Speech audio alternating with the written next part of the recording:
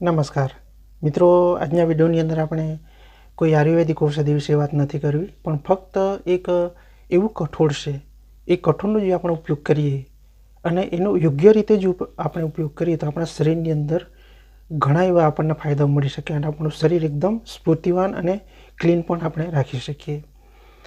તો આ વિડીયો તમે અંત સુધી જોઈ લેજો અને મિત્રો, ચેનલ પર પહેલી વખત આપનું થયું હોય તો ચેનલને જોરથી સબસ્ક્રાઈબ પણ કરી દેજો, સાથે બેલ બટન પણ દબાવી દેજો, જેથી કરીને તમે આવી જ આયુર્વેદિક ઔષધિ વિશે સંપૂર્ણ માહિતીઓ તમને મળતી રહેશે. તો કઠોળની અંદર તો ઘણા એવા આપણે કઠોળનો ઉપયોગ કરી ચૂક્યા છીએ અને ઘણી વખત આપણે ફણગાવેલા કઠોળનો પણ આપણે ઉપયોગ કરીએ છીએ.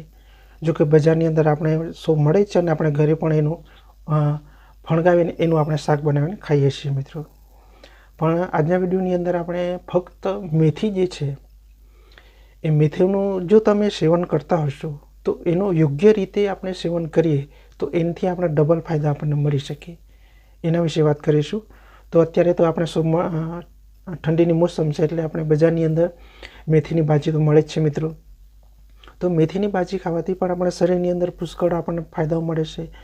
જો એની સાથે મિત્રો તમે ફણગાવેલી મેથી જો તમે ખાઓ, જો તમે ફણગાવેલા મગ પણ ખાધા હશે, ચણાનું શાક પણ ખાધું હશે, પણ ફણગાવેલી મેથી જો તમે ખાઓ તો તમને કેટલા ફાયદા મળી શકે એના વિશે આજના વિડીયોની અંદર વાત કરીશું.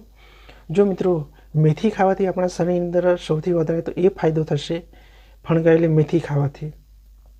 તો તમને કદાચ અપચાની તકલીફ હોય, એટલે કે તમને ભોજન લીધા બાદ બરાબર ભોજન પચતું ના હોય, એનું ડાયજેશન બરાબર થતું ના હોય અને ડાયજેશન બરાબર ના થાય એટલે આપણને અનેક સમસ્યા આપણના શરીરની અંદર, પેટની અંદર થાય, એ તો આપ સૌ જાણો છો અને તમને પ્રેક્ટિકલી અનુભવ પણ છે. તો તમારે એવો અનુભવ કદાચ તમને થતો હોય કે મારા પેટની અંદર જે ભોજન છે એ બરાબર જલ્દી પચતું નથી, એના લીધે મને ઘણી એવી તકલીફ થઈ રહી છે.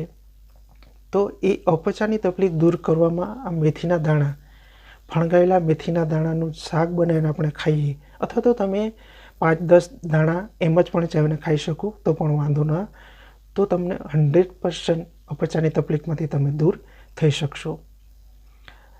જે અપચો છે એ એક્ટિવેટ થઈ જશે, ભોજન બરાબર ડાયજેશન પચી જશે, એટલે તમને કદાચ એની સાથે રિલેટેડ તમને કબજિયાત સંબંધની તકલીફ થઈ રહી હોય તો એની અંદર પણ તમને ખૂબ સારું રિઝલ્ટ તમને મળી જશે.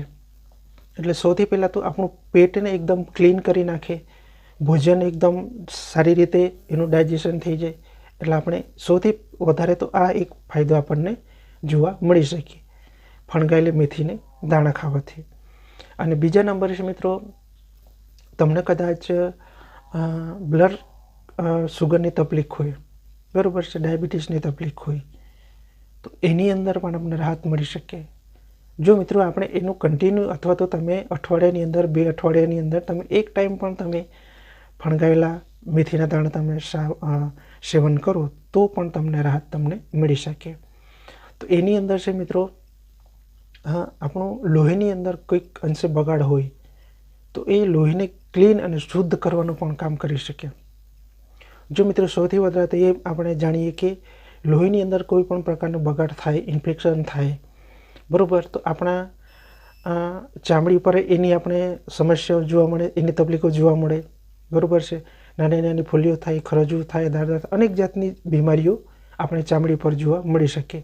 જો મિત્રો આપણે લોહીની અંદર કોઈક ને કોઈક અંશે બગાડ હોય તો, લોહીની અંદર કોઈક ને કોઈક અંશે બગાડ હોય એટલે આપણે પ્રેશર સંબંધી તકલીફ આવી શકે. ઘણી વખત બ્લડ પ્રેશર હાઈ થઈ જાય, ઘણી વખત લો પણ થઈ જાય, બરાબર છે, ચક્કર પણ આવી શકે, બરાબર છે, એનું ખાસ આપણે ધ્યાન રાખવું જરૂર છે. તો એ જે લોહીની અંદર સમસ્યા થઈ રહી છે એને એકદમ ક્લીન પણ કરી નાખે. જો મિત્રો લોહી આપણું એકદમ ક્લીન હશે, એકદમ શુદ્ધ હશે, તો એ જે હૃદયનું કામ છે આપણા તમામ અંગની અંદર લોહીને પહોંચાડવાનું, એ પણ સારી રીતે કામ કરી શકે. એટલે આપણે હાર્ટ એટેક જેવી સમસ્યાથી પણ આપણે છુટકારો અને આપણા શરીરને સ્ટ્રોંગ રાખી શકીએ. જો મિત્રો આપણું લોહી એકદમ ક્લીન હશે, તંદુરસ્ત હશે, એની અંદર કોઈ પણ પ્રકારનો બગાડ ના હોય તો આપણે હાર્ટ એટેક જેવી સમસ્યામાંથી પણ આપણે છુટકારો અને આપણે એનો કોઈ ડર પણ રહેતો નથી. તો મેથીના દાણા, ફણગાવેલા મેથીના દાણા ખાવાથી આપણને આ લાભ આપણને મળી શકે. અને બીજું, કે તમને કદાચ વાળ સંબંધી તકલીફ થઈ રહી હોય, તમારા વાળ સફેદ થતા હોય, ખરતા હોય, એકદમ પતલા થઈ જતા હોય, બરાબર છે, તો એની અંદર પણ આપણે ધીરે ધીરે કરીને રાહત આપણને મળી શકે મેથીના દાણા ખાવાથી. જો કે ખૂબ ઝડપથી એની અંદર તમને ફાયદો ના મળી શકે, પણ ધીરે કરી મહિનો 2 મહિના સુધી તમે એનું જો સેવન કરો, અઠવાડિયાની અંદર 2 અઠવાડિયાની અંદર 1 ટાઈમ અથવા 2 ટાઈમ પણ તમે સેવન કરી શકો, તો પણ તમને એની અંદર રાહત તમને મળી શકે અને ક્રોનિક બીમારીઓથી આપણને બચાવી શકે. એટલે આપણા શરીરની અંદર નાની મોટી જે બીમારીઓ થઈ રહી છે, વાયરલ ઇન્ફેક્શનને લીધે આપણા શરીરની અંદર તકલીફો થાય, એની અંદર પણ આપણને રાહત આપણને મળી શકે. તો સૌથી વધારે તો આપણે એ કે આપણું પેટ એકદમ ક્લીન થઈ જશે, કબજિયાત સંબંધી તકલીફ હશે એ ક્લીન થઈ જશે. ડાયાબિટીસની સમસ્યા હોય, તમે ઘણા વખતથી ટ્રાય કરી ચૂક્યા હોય, ઘણી એવી ટ્રીટમેન્ટો પણ કરી હોય, પણ મિત્રો આપણે મેથીના દાણા ખાવાથી કેટલા લાભ આપણને મળી શકે. જો મિત્રો એક આયુર્વેદનો એક સૌથી નિયમ છે કે કોઈ પણ આપણે આયુર્વેદિક ઔષધનો ઉપયોગ કરીએ તો એ ખૂબ ઝડપથી આપણને એની અંદર રાહત આપણે મળતી નથી, પણ ધીરે કરીને એનો જે નિરંતર આપણે એનો જ ઉપયોગ કરીએ તો જ એની અંદર આપણને રાહત મળી શકે.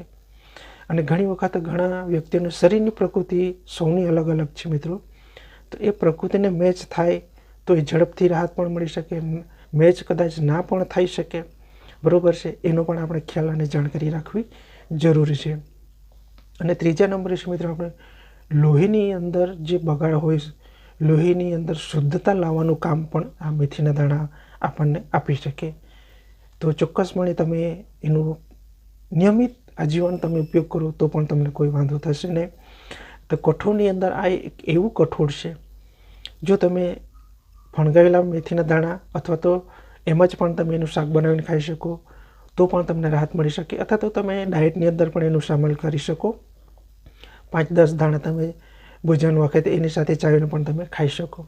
હા, જરૂર તમને થોડો કડવાશ લાગશે, પણ તમને રાહત અને ફાયદા અઢળક તમને કાયમ માટે આજીવન તમને મળી શકશે. તો ચોક્કસપણે એનો આપણે ફાયદો લઈ લેવો જોઈએ મિત્રો, જેથી કરીને આપણે વધારે ખર્ચ કરવાની અને શરીરની અંદર જે મોટી મોટી બીમારીઓ પ્રવેશી રહી છે એનાથી આપણે આપણા શરીરને સુરક્ષિત અને મજબૂત આપણે રાખી શકીએ. તો આ માહિતી તમને કેવી લાગી જોરથી જણાવજો, અને ચેનલ પર પહેલી વખત આવવાનું થયું હોય મિત્રો તો ચેનલને જોરથી સબસ્ક્રાઈબ કરી દેજો, જેથી કરીને તમને આવી જ આયુર્વેદિક અને ઘરગથ્થુ ઉપચાર દ્વારા આપણા શરીરને કઈ રીતના સુરક્ષિત અને સહી સલામત રાખી શકીએ એના વિશે સંપૂર્ણ માહિતીઓ તમને મળતી રહેશે.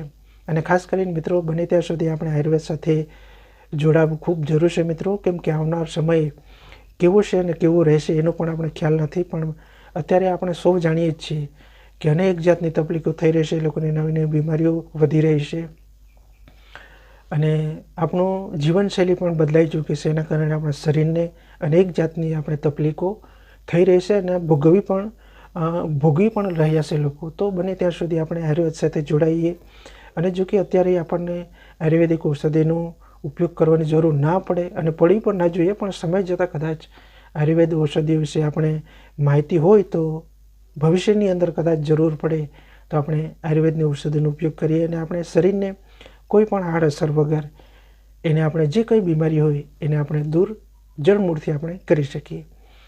તો ચોક્કસપણે આ ચેનલને સબસ્ક્રાઈબ પણ કરી દેજો અને આયુર્વેદ સાથે જરૂરથી જોડાઈ જજો મિત્રો, તો આપણે ખૂબ સારું આપણું જીવનશૈલી અને આપણું જીવન વિતાવી શકીએ.